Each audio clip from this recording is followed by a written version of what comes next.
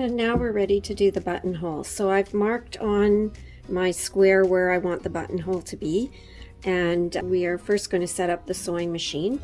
So we are going to remove this foot and put on the buttonhole foot.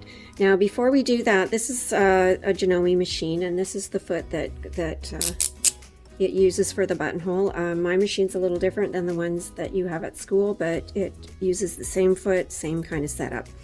Now, I'm not actually putting buttons on this because it's for a child, but I need a buttonhole that's a certain size. So what I have here is a button that's going to get me that buttonhole. So you put that in the back of the foot and you tighten the foot so that it snugs the buttonhole in place, and then you're going to put this in the machine. And where it's attached is right here where this bar is.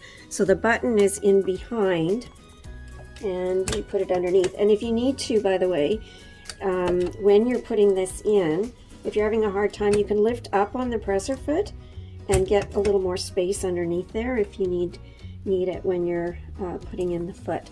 So once the foot is in, we need to change the settings on the machine. Now my machine, again, a little different. The ones at school, it's mode 2 and it's number 21 on the number pad. Mine is a little different than yours, so I'm not going to tell you the numbers for mine, but it's going to sew the buttonhole exactly the same. And there's one more thing we need to do, and that is that we need to lower this lever right here. And this lever is going to tell the machine when to start and stop and turn around when it's sewing. Now, the machine does not sew forwards when it does buttonholes. It will go backwards. So we're not starting here and expecting it to go to here. We're starting here and expecting it to go backwards. So I'm going to position it. And again, I'm raising up on my presser foot to give me a little more space. And right in here, there's a little opening so I can see my markings. And I'm going to lower the foot so the markings are centered right in that opening there. And then basically the machine does all the work.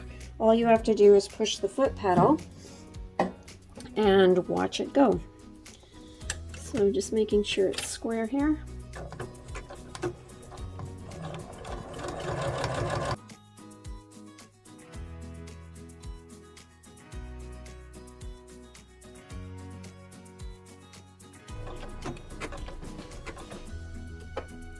And it will automatically stop when it's done, and then it's ready to do another buttonhole if you need to do more than one. You're going to cut your threads as always, and there's the buttonhole right in the middle of our square, and I'll show you how to cut that open. To cut your buttonhole open, you can use a pair of small scissors, or you can use a seam ripper, but you have to be very careful because I've cut through my threads doing that once in a while.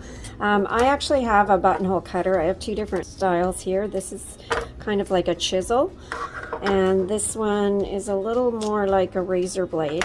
They both work. This one's super sharp, although they're both sharp. So I put a piece of wood underneath just to protect my counter, and then all it takes, you just center it so that you're not going to cut your stitching, and you press firmly. And now I've got that extra layer of batting in there, so I'm going to have to work out a little bit harder, I think, to get it to go through. I may need to use some scissors on this one. I do find this one, I like this one because it's sharper, but it's also not quite as solid as this. So this one, you can put more pressure on it, and that one will go right through. So that one's actually working better for me for this particular one. And the other thing you can do is take your scissors and just snip with your scissors as well. Just again, be careful, you don't want to cut through your threads there.